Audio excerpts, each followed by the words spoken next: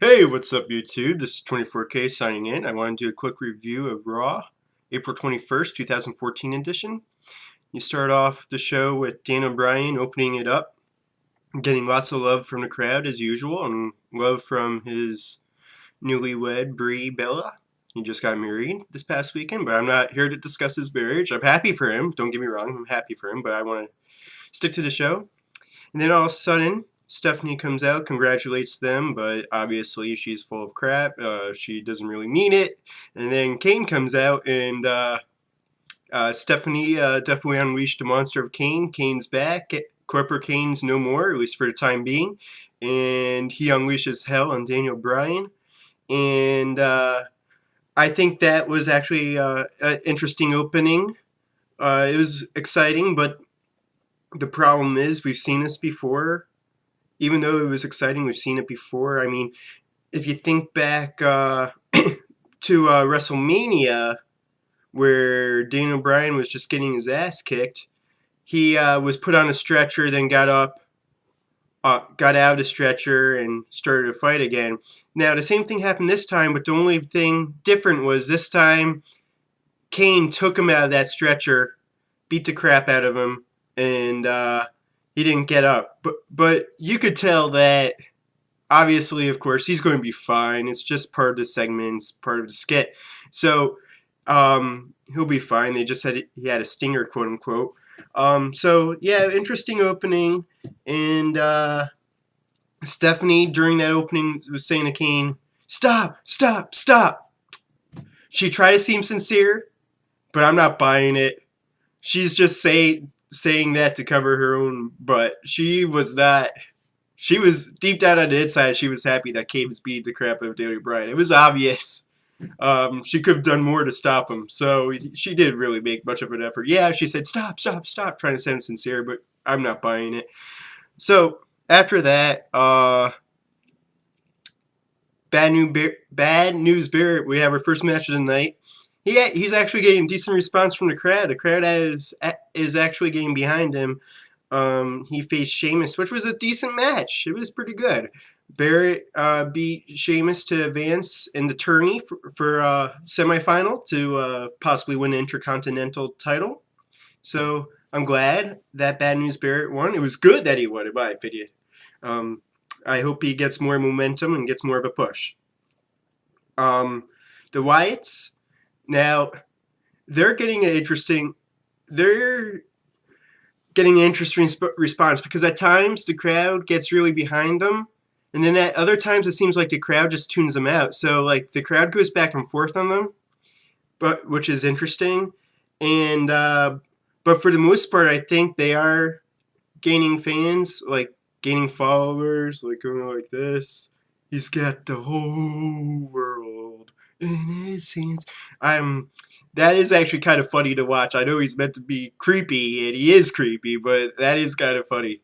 And you know that when they have the fans vote on these things, well, one question is, I don't know how legitimate it is using the app. Maybe it's somewhat legitimate, but nonetheless, it's a great marketing scheme by the WWE because the more that they have the fans' involvement, or the more the fans think that they're involved, the more they're going to use their apps and download their apps. So in the aspect of downloading and using their apps, it's a win-win situation for WWE to get the fans to vote. Now, I don't know how legitimate it is. I think they already have it predetermined what's going to happen. Who knows for sure?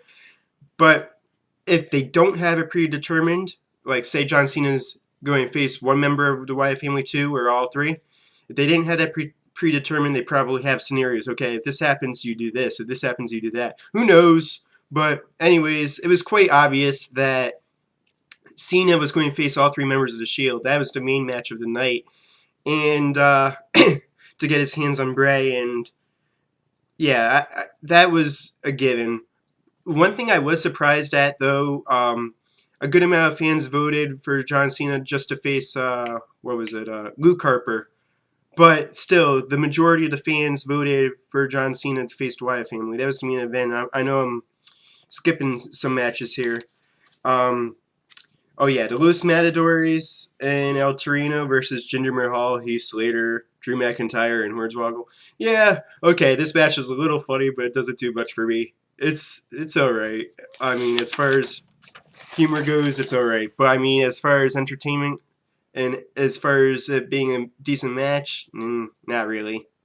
Uh, I think they don't really know what to do with these guys. So they're just have them in gimmick matches. And in my opinion, I don't think they know what to do with half the WWE roster. I mean, think about it. You have last week 11 guys face the Shield, and then you have Evolution, the comeback of Evolution. So I mean, yeah, they know what to do with Triple H, Randy Orton, and Batista, at least in the short term. But these other guys, I don't think they really know too much what to do with them. It seems like they're wrestling in the same matches, facing the same opponents over and over again. Speaking of, you got Santino and Emma versus Vaughn, Dawn, go! And that new woman, it used to be Summer Rae, but whatever her name is, you got the same matches every single week. It gets boring. It gets predictable. When that match came on TV, okay, next. I flipped a channel for like 5 minutes, 10 minutes, because I didn't want to watch it. Same thing, same thing. I mean, you got to mix it up, WWE. Come on now. Those matches are boring. Anyways, moving on. That's enough about that match. You got the Usos versus Goldust and Cody Rhodes. No one won. Ryback interferes. That was predictable when Ryback and Curtis Axel was sitting next to the announcers commentating for a few minutes. Obviously, of course, 9 times out of 10, when a wrestler goes by the ring to commentate for a little while, you know they're going to get involved somehow. You know they're going to interfere somehow, most likely. All right, so you got RVD versus Cesaro as part of the Intercontinental Tournament to win the shot at the Intercontinental title. This was an okay match, but Jack Swagger interfered, giving RVD the victory. Cesaro obviously was pissed, and Paul Heyman was pissed, and rightfully so. And they were telling RVD, a real man wins a fair fight, blah, blah, blah, blah. Well, whatever. Okay, RVD won. I was rooting for Cesaro, actually. I mean, I like RVD too, but I was rooting for Cesaro. They got to give this guy a push, in my opinion.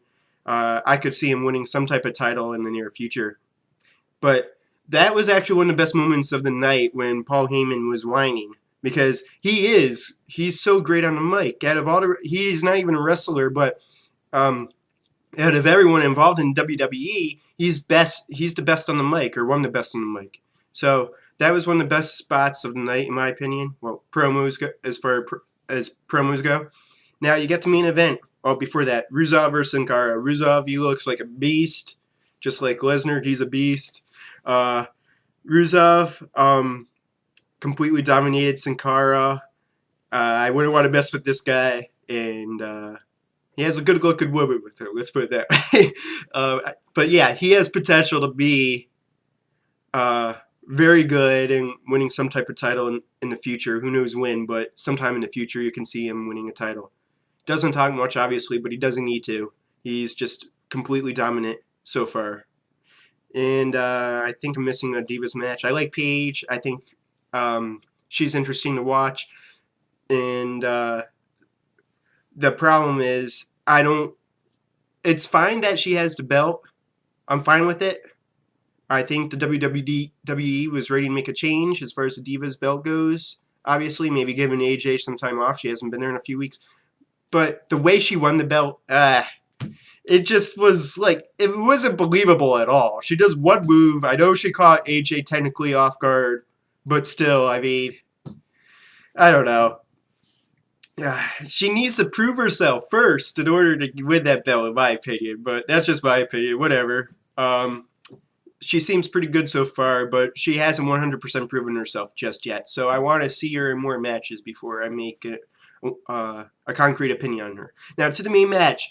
You got the Wyatt family versus John Cena. Like I said earlier, that was predictable. It was going to be 3-on-1. And the match was okay, but I don't know. I mean, John Cena got some pretty good moves in there, but like usual, you hear the "Let's go Cena, Cena sucks. Let's go Cena, Cena sucks." And actually, this was the first time John Cena was in a main event match on Raw or in general in a long time. So at least that he's not in the main event match every week. But still, I mean, it's even though I do like the Wyatts, it's still, I mean, I don't know, kind of boring to see John Cena in the main match. I mean, we've seen it a lot. I know they took a break from it, but still, I don't know. And yeah, obviously, of course, the Wyatts completely dominated him, even though Cena got some moves in there. He had some fight in him. But yeah, so the Wyatts just completely dominated him, and at the end, you see Bray Wyatt holding John Cena, which was creepy, like usual. He's creepy like usual, and singing "Got the whole world in my hands." I mean, it's been the same storyline for I don't know how many years now, as far as John Cena goes, as far as this good between evil. Like, they try so hard to, quote unquote, write in the stories, different types of stories of trying to get John Cena turn heel and at the last second make the right choice. And I get it. He's the face of the company. He's a baby face. But they're never going to change his character. And the thing is that it's boring. It truly is boring. Now, outside of wrestling, he's a great guy. Obviously, I don't know him personally, but all the Make-A-Wishes he does and the stuff for the troops and stuff like that, that's great. I'm not going to knock him for that. But as far as his character goes, he's just flat out boring. But they're not going to change his character because he sells T-shirts and all this other merchandise and stuff like that. But if the WWE was smart, they would try to push some of their other talent as well. Just my opinion. This Raw wasn't that great in my opinion. It had a couple good moments, but it wasn't that great. I give it like maybe a 6 or 7 out of 10. Now, Daniel Bryan wasn't there last week because he was on his honeymoon. And this week, he made an appearance, but he didn't wrestle. And in my opinion, when you have wrestlers appear on Raw or SmackDown and they don't wrestle, but they just talk, or they're involved in a segment, like maybe 5-10 minute segment. Yeah, he didn't technically wrestle in a match, but he got his butt kicked by Kane. It's kind of like a half a day, in my opinion, because they make their appearance, they let the fans know that they're back, that they're there after an absence, and in this case, it was only a 1 week absence, which wasn't a big deal, really, and completely understandable. He's celebrating his honeymoon. But when you have wrestlers making an appearance in SmackDown or Raw, you're letting the fans know that they're back. But it's kind of like a half a day because they're not involved in the match. So it gives them like an extra week to rest and prepare for future matches, even though, like I said, he did get his butt kicked in that segment. So it's kind of like in baseball, the DH. It's a half a day. You're involved in the game, but all you do is hit. And if you get on base, you run a little bit, possibly. But that's it. You don't go in the field. So when you're a wrestler and you make an appearance and you make a promo or you're part of a 5-10 minute segment, but you don't actually wrestle, it's a half a day. That's how I take it, at least. I don't know what you guys think. So let me know your thoughts of Raw. If you thought it was good, bad, it was all right, not that exciting, interesting. Let me know if you agree with me, disagree with me. Feel free to comment, share, like. Follow me on Twitter, AlexGold14. Thanks for watching. I hope you enjoyed my video. Be on the lookout for future videos. Thanks.